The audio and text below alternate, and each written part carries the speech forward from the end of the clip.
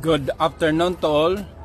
Ngayong hapon po, ang tinig ng katotohanan natin ay hango po sa Hebrews chapter 12, beginning verse 2. Ang sabi, focus your eyes on Jesus, the author and the perfecter of our faith.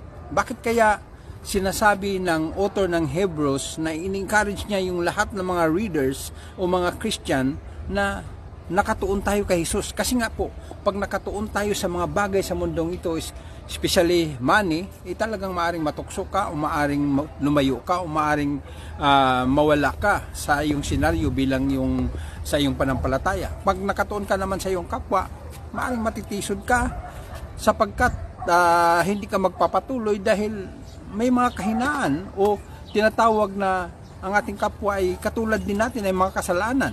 Kung nakatuon ka naman sa ating mga leader, makikita mo rin na sila din ay mayroong mga pagkukulang sa kailang pag-o-oversee o kailang shepherding sa ating buhay. Kaya nga, in-encourage ng Book of Hebrews na ituon lang kay Jesus. Bakit? Kasi siya lang ang nakaunawa, siya lang ang tumubos siya naging tao at minahal ka at inalay niya ang kanyang buhay para sa iyo. Binuhos niya ang kanyang dugo upang linisin ka sa lahat ng iyong pagkakulangan, sa iyong karumihan, sa iyong lahat ng kasalanan. Binihisan ka niya